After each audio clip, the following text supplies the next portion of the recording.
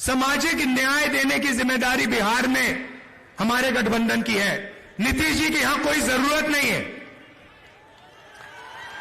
यहां पे हम अपना काम कर लेंगे, मिलके हमारा गठबंधन यहां पे जो करना है कर देगा। यह हुई बात सामाजिक न्याय की। नमस्कार, मैं हूं अंशिता। तो राहुल गांधी ने कह दिया कि विपक्षी गठबंधन को नीतीश की कोई जरूरत नहीं है। अब राहुल गांधी के इस बयान की हर तरफ चर्चा हो रही है। लोगों का कहना है कि नीतीश तो सोच रहे थे कि उन्होंने कांग्रेस और इंडिया गठबंधन को धोखा दे दिया है, लेकिन यहां तो पासा उल्टा ही पड़ गया। राहुल ने तो नीतीश को ही झटका दे दिया, वो भी 440 वोल्ट का। राहुल ने नीतीश कुमार को समझा दिया कि तुम क्या हमें नुकसान पहुंचाओगे, हमें तो तुम्हारी जरूरत पहले ही नहीं थी। मैंने नीतीश जी से साफ कह दिया कि देखिए, आपको जाति जनगणना बिहार में करनी पड़ेगी, हम आपको छूट नहीं देंगे। और आरजेडी ने, हमने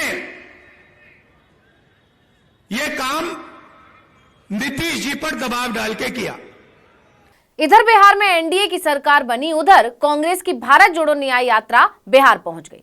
अपनी यात्रा के दौरान कांग्रेस सांसद राहुल गांधी ने आखिरकार नीतीश कुमार पर अपनी चुप्पी तोड़ी। इतना ही नहीं, राहुल गांधी ने यह भी कहा कि बिहार में महागठबंधन सामाजिक न्याय के लिए लड़ाई लड़ेगा। ऐसे में हमें नीतीश कुमार की कोई जरूरत नहीं है। वो दबाव में बदल गए। यानी नीतीश को लेकर राहुल गांधी के तेवर ने संकेत दे दिया कि कांग्रेस और विपक्षी गठबंधन इंडिया इसके लिए पहले से तैयार था। उन्हें अंदाजा हो चुका था कि नीतीश किसी भी समय पीठ में खंजर घोंप सकते हैं। बीजेपी चाहती है कि आपका इधर ध्यान जाए, उधर ध्यान जाए, आगे पीछे ध्यान जाता जाए, मगर सामाजिक न्याय पे गलती से भी आपका ध्यान ना चला जाए। नीतीश जी बीच में फंस गए और बीजेपी ने उन्हें रास्ता, निकलने का रास्ता दे दिया और नीतीश जी उस रास्ते पे निकल गए। सामाजिक न्याय देने की जिम्मेदारी बिहार में हमारे गठबंधन की है। नीतीश जी की यहां कोई जरूरत नहीं है। आप जानते ही हैं कि कांग्रेस इस समय भारत जोड़ो न्याय यात्रा निकाल रही है। यात्रा बिहार में है और पूर्णिया में कांग्रेस के पूर्व अध्यक्ष राहुल गांधी ने नीतीश कुमार को खूब घेरा और तो और उन पर चुटकी भी ली। हालांकि उन्होंने नीतीश कुमार का नाम नहीं लिया, लेकिन बिना नाम लिए ही राहुल ने बता दिया कि वो नीतीश की बात कर रहे हैं। आपके चीफ मिनिस्टर गवर्नर के यहां स्वेरिंग इन के लिए गए, बड़ा धूमधाम था। वहां पे बीजेपी के नेता बैठे थे, गवर्नर साहब बैठे थे, सब एमएलए बैठे थे।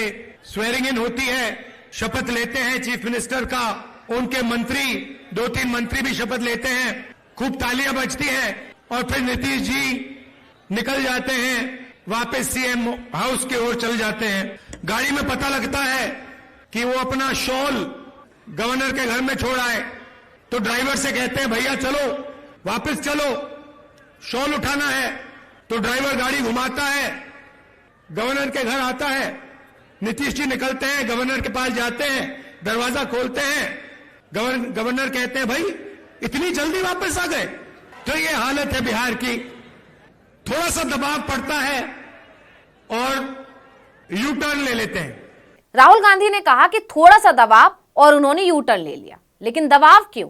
क्योंकि हमारा गठबंधन उन मुद्दों को उठा रहा है जो लोगों के लिए मायने रखते हैं। अब अपने बयान के जरिए राहुल गांधी ने एक तरफ तो नीतीश कुमार का मजाक बना दिया, तो वहीं दूसरी तरफ नीतीश के इस फैसले के पीछे की वजह भी बता दी।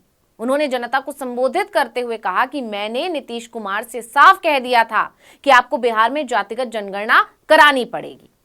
मैंने नीतीश जी से साफ कह दिया कि देखिए, आपको जाति जनगणना बिहार में करनी पड़ेगी, हम आपको छूट नहीं देंगे।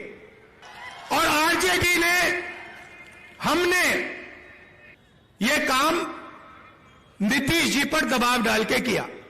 यानी जिस जातिगत जनगणना का जिक्र कर करके नीतीश वाहवाही लूट रहे थे, राहुल के मुताबिक तो वो काम महागठबंधन ने दबाव में करवाया था। राहुल ने कहा कि हमने नीतीश कुमार से दबाव में बिहार में जातिगत जनगणना कराई थी, लेकिन बीजेपी नहीं चाहती है कि देश में जातिगत जनगणना हो। राहुल ने लगे हाथ जातिगत जनगणना का मुद्दा भी उठा दिया। उन्होंने जाति जनगणना की मांग कर डाली। यही नहीं, ओबीसी समुदाय को साधने की कोशिश करते हुए उन्होंने कहा कि ओबीसी देश का सबसे बड़ा समाज है, लेकिन मैं अगर आपसे सवाल करूंगा कि देश में ओबीसी समाज की आबादी कितनी है तो आप नहीं बता पाएंगे। किस देश में ओबीसी समाज की आबादी कितनी है, आप इस सवाल का जवाब नहीं दे सकते। दे सकते हैं? कोई नहीं जानता। और मैं सिर्फ एक बात आपके सामने रखना चाहता हूं। आप देश के किसी भी सेक्टर को देख लो, किसकी कितनी आबादी है, लोगों की गिनती हो जाए, जनरल कास्ट के इतने लोग हैं, उसमें से अमीर इतने हैं, ओबीसी जात के इतने लोग हैं, ये मजदूरी कर रहे हैं, ये सड़क बना रहे हैं, बस मैं यही कह रहा हूं। राहुल गांधी ने सरकारी नौकरियों में ओबीसी, एसटी, एससी लोगों की नियुक्ति को लेकर केंद्र की मोदी सरकार को एक बार फिर घेर लिया। उन्होंने कहा कि इस देश की सरकारी संस्थाओं को 90 अफसर चलाते हैं, जिनमें सिर्फ 3 अफसर ओबीसी वर्ग के हैं। इस सरकार में ओबीसी, एससी और एसटी वर्ग के लोगों की कोई भागीदारी नहीं है। जो देश की सरकार को चलाते हैं 90 अफसर हैं, आईएएस के अफसर हैं, 90 में से 3 ओबीसी वर्ग से आते हैं। और अगर 90 अफसर पूरे के पूरे बजट के बारे में निर्णय लेते हैं तो ये ओबीसी अफसर 100 रुपए में से 5 रुपए का निर्णय लेते हैं। तो सरकार में ना ओबीसी की, ना दलित की, ना आदिवासी की भागीदारी है। अब राहुल गांधी यही नहीं रुके। उन्होंने आगे कहा कि भारत जोड़ो न्याय यात्रा में हम 5 न्याय की बात कर रहे हैं। इसमें एक न्याय भागीदारी न्याय है। केंद्र की मोदी सरकार किसानों की चिंताओं को दूर करने में विफल रही है। मैं आपसे अनुरोध करता हूं कि आप हमें एक मौका दें और हम आपका विश्वास दोबारा जीतने की कोशिश करेंगे। कृपया ध्यान दें कि ये खोखले शब्द नहीं है। हमारा पिछला रिकॉर्ड अपने बारे में बोलता है। हम किसान हितैषी भूमि अधिग्रहण बिल लाए, हमने 72,000 करोड़ रुपए का कर्ज माफ किया और छत्तीसगढ़ और राजस्थान जैसे राज्यों में जहां कांग्रेस हाल तक सत्ता में थी, हमने सुनिश्चित किया कि हिमाचल को उनकी उपज के लिए पर्याप्त कीमत मिले। तो राहुल गांधी ने बिहार के पूर्णिया से मोदी सरकार और नीतीश कुमार पर जमकर हमला बोला, लेकिन सबसे ज्यादा चर्चा राहुल के उस बयान की हो रही है जिसमें उन्होंने कहा कि हमें नीतीश कुमार की जरूरत नहीं है। राहुल ने यह बात एक बार नहीं बल्कि कई बार दोहराई। उन्होंने जोर देते हुए कहा कि हमें उनकी बिल्कुल भी आवश्यकता नहीं है। अब कांग्रेस महागठबंधन का हिस्सा है जिसमें राजद और वामपंथी दल भी शामिल हैं। आप जानते ही हैं कि 28 जनवरी को नीतीश कुमार ने एक बार फिर यू टर्न लेते हुए बीजेपी से हाथ मिला लिया था और एनडीए में शामिल हो गए थे। इसके बाद से राज्य की राजनीति गरमाई हुई है। तमाम तरह की अटकलों और चर्चाओं का बाजार गर्म है। इस उलटफेर के बाद सबसे ज्यादा चर्चा इस बात की थी कि नीतीश के जाने से इंडिया गठबंधन बिखर जाएगा। हर तरफ यही खबर है, तमाम मीडिया चैनलों पर यही चर्चा थी। लेकिन पूर्णिया के रंगभूमि मैदान से राहुल गांधी ने उन सभी लोगों को करारा जवाब दे दिया और सभी की बोलती बंद कर दी। उन्होंने बता दिया कि नीतीश के जाने से ना तो महागठबंधन को और ना ही इंडिया गठबंधन को कोई भी फर्क पड़ा है और ना ही पड़ेगा। उन्होंने इशारों में यह भी बता दिया कि नीतीश तो उनके किसी काम के थे ही नहीं। अब राहुल के बयान के बाद से नीतीश की खूब फजीहत हो रही है। लोग तंज कस रहे हैं कि चले थे इंडिया को झटका देने, लेकिन यहां तो उल्टा खुद ही फंस गए।